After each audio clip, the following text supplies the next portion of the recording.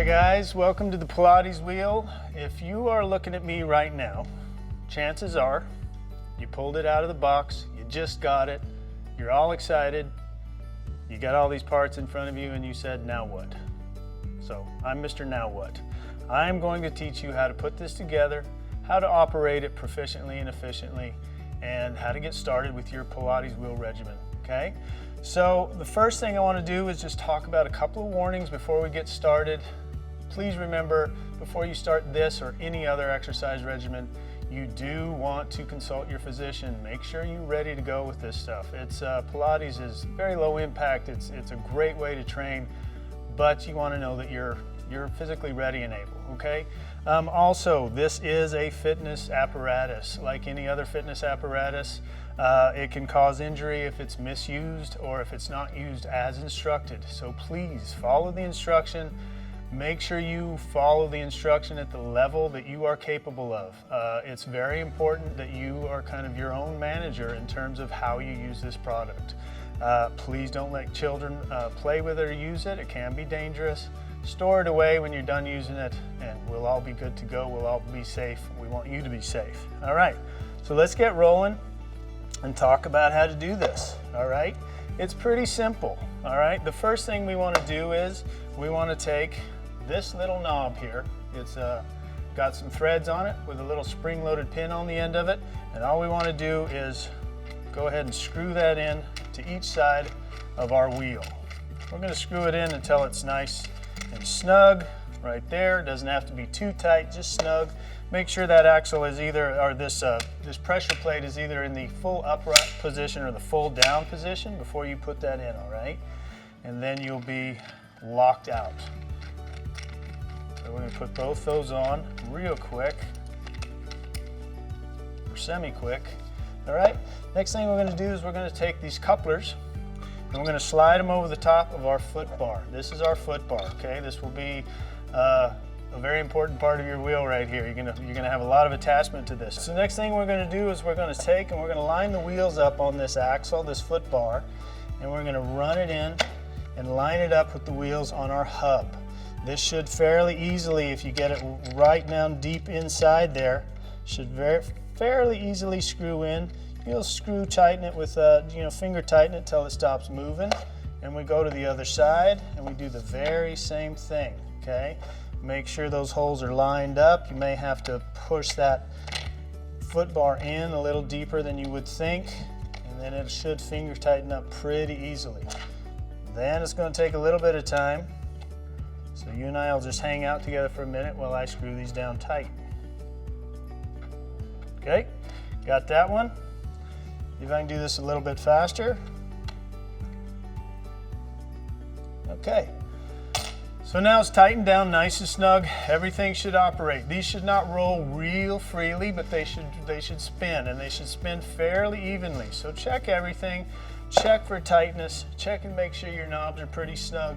Check your tightness of your screws. Make sure these are screwed down nice and tight. This is the only connection that your hub has to your foot bar, so I want to make sure they're real good, okay? This coupler, this is what you're going to use to attach your resistance bands to, okay? So I'm going to grab those up and I'm going to show you kind of the 3 or 4 common positions that you are going to have when you are connecting to the foot bar. This is the yellow band, the lightest band of the 3 bands that you may have in here. This is going to be the one you use most commonly.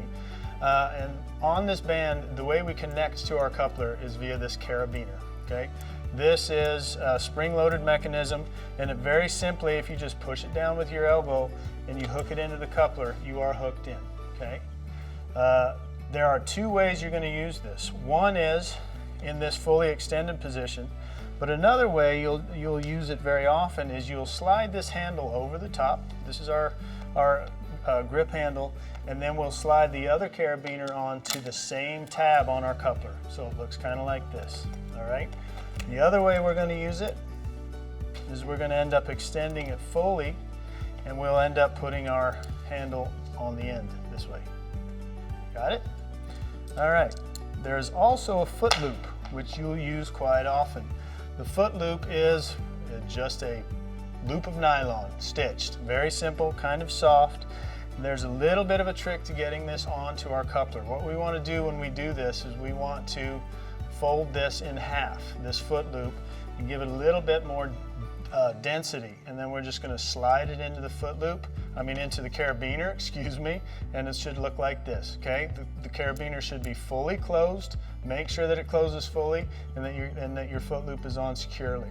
You do it the same way to get it off. You take that foot loop and you just slide it through the carabiner, okay? The other resistance bands that you have, the blue resistance bands, will be used quite the same way as the yellow bands. The red band, which is a longer band, is usually going to be connected to both sides, excuse me, of the Pilates wheel. So we'll just hook up very simply like that. Okay, looks like that. Great. All right, now we are going to get into looking at our staff and our anchor system. This is the staff, the Pilates wheel staff, okay? You're gonna be using this for a lot of movement for balance. You're gonna be using it as a resistance, for resistance during some of your workouts, and you're actually gonna be connected to using it as a connector to our anchor system at certain points in time, okay? So I'm gonna show you how to use that in just a second. Let's set this to the side for just one moment. And we are going to start to talk about our anchor system. Okay, you're going to use this in a couple of different ways. But right now I just want to teach you how to anchor to any fixed or hard object. Very often you're going to use this under a door. That is probably the most common and easiest way to anchor your system. And the way to do that, the easiest and best way to do that, is to take a dumbbell like this. This way you have something where this strap cannot slide off. You're going to bring it underneath, okay? And you're going to loop it through until it's tight, all right? We will take that, we'll slide it under a door, and hopefully that door closes towards you or it has a deadbolt on it. Don't use it on a door that opens out towards you, okay? So this is going to be behind the door. That's going to anchor into the door, and then you can use your anchor system very, very efficiently and very, very safely, all right? What I'm going to do for our purposes today is I'm going to anchor to this system that we have here in our studio. And I'm just going to shorten this up a little bit by twisting it around a few times so it works best for us. And then again, I'll loop it through.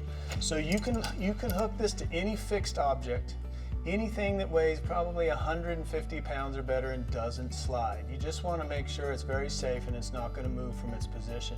You always want to anchor low into the floor. You never anchor above about 2 or 3 inches off the floor. Always keep it next to the floor, okay?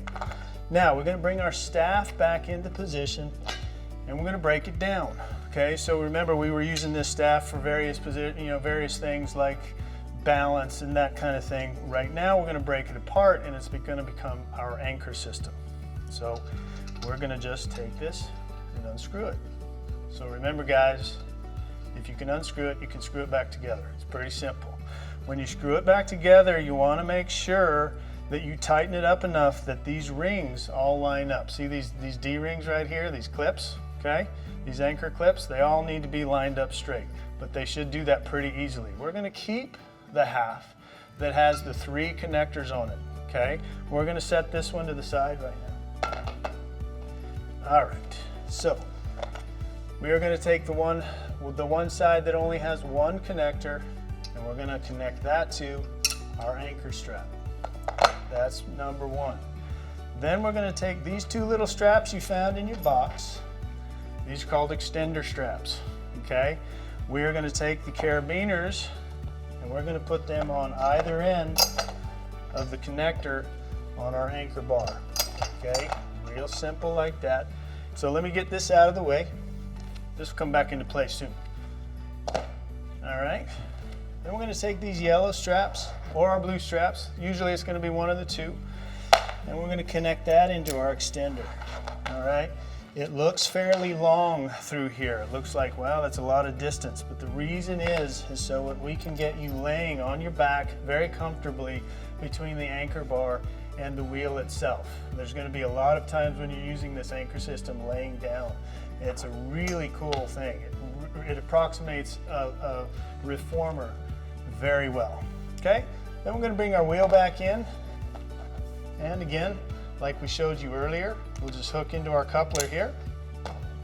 Okay, we'll work in our coupler here, right? And our Pilates anchored reformer is ready to rock, guys. I think you know what you need to know as far as how to put it together, how to put the anchor system together, how to connect everything up together. So I think we're good that way. Now what I want to talk to you about is how we are going to generally use, address, and safely hold on and utilize the wheel itself, okay? It's kind of important that you are kind of focused in and understanding this. If you don't understand it, please email us at info@thepilateswheel.com because you are going to, or info@enginefitness.com because you need to understand this, and we will do everything we can to make sure that you understand this, okay? So when we address the wheel with our hands, when we are holding on to the foot bar with our hands, we want to make sure, absolutely, that we put these hands on over the top, deep into our palm. We never want to have what we call a false grip and have our thumb over the top. We always want to feel like our thumb is very securely over one side of the bar while our fingers are over the other side, but that our hand is very deep into this foot bar so that when you see my wrist moving down toward this axle, this foot bar right here, it looks like it's going straight directly into the foot bar itself. So what we don't want to see is that wrist broken over on a 90-degree angle and looking like that wrist is going past the foot bar through to the floor. Okay, so it's very important that when you look down and look at your wrist on that foot bar and your hand on that foot bar, it's going directly into the foot bar. One, it's going to be much more comfortable for you to use that way, but secondly, it's a much safer position and a much more controllable position, all right? So once we have gotten that feeling, and it feels very tight, we can grip our fingers around it nice and tightly, we feel very secure. What I want you to do is start to learn how to engage the bar so that it kind of pulls into your body. There's a few things we do when we do that. We want to pull our shoulder blades back and down. We always want to be almost in every, unless otherwise, asked in a fitness routine, we almost always want to be in what we call neutral spine. We want to pull the shoulder blades back into our body. We feel like they're sitting up against our back. Our shoulders are back and down. We're in a nice postural position. And then what we want to do is we take that grip. We make sure our forearms are directly into, our wrists are moving directly into the foot bar. And then what I'm going to ask you to do anytime you're using this bar is you're going to try to pull. It's like you're trying to break the bar, okay? So it's like we're taking this and we're pulling our elbows in toward each other, okay? What that's going to do is that's going to cause your upper back to contract. And that's going to make sure that the arms stay tied into the body. Now, why is that important? Well, if I'm in this contracted position, I've turned my elbows, the point of my elbows toward each other, and I'm holding that position. When I move, okay, the Pilates wheel is going to go wherever I go, okay? It's not going to, if I move and I'm not contracted, it's going to stay here. Contract that back, boom, I'm in position. I can control it. That way, when we are safely doing rollouts and coming back to position, we're not going to lose it because we're going to have that good hard contraction in our upper back. So remember, set those hands deep, make sure those wrists are moving into the bar, turn those elbows in toward each other, keep your shoulders down. Very good, safe position when you're addressing this bar with your hands.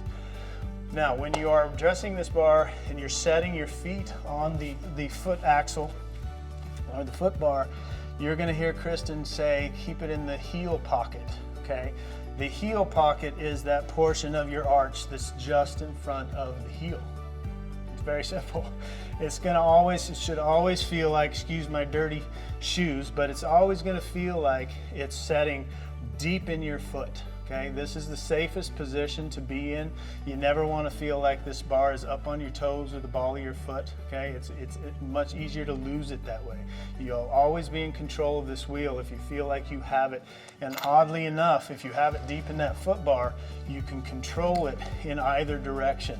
Okay, so if I get up here like this, I can push it and I can pull it, but I have to have it deep in that heel pocket, as Kristen would call it. So make sure that you use those positions when you are using it, and you will always be able to use it safely. Follow your instruction, follow Kristen or I very closely, because that's going to be the best, safest, and most efficient way to train with the Pilates wheel. Thanks guys, continue on. We are going to stay seated or kneeling. You're going to grab either knob with your hand, so right hand, left hand.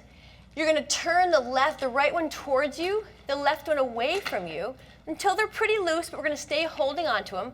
While we hold them, we pull them out, keep it out, drop that axle down, let the knobs come in, and turn them. Make sure your axle is locked in place. Hear that click when it gets down there. We're going to tighten them up. Right goes away from us, left goes towards us, nice and firm. Okay. We are ready. We take our hands and we grab each knob. The right knob turns away from us, towards us, I'm sorry. The left one turns away from us, and we loosen them up and we keep our hands on them. From here, we're gonna turn the wheel hub over so that it's up here. Keep your hands on the knobs, pull them out, and then drop that wheel down and click it in place. Then we're going to screw the knobs back down. Left goes towards you, right goes away from you. And then here we have the wheel in the up axle position.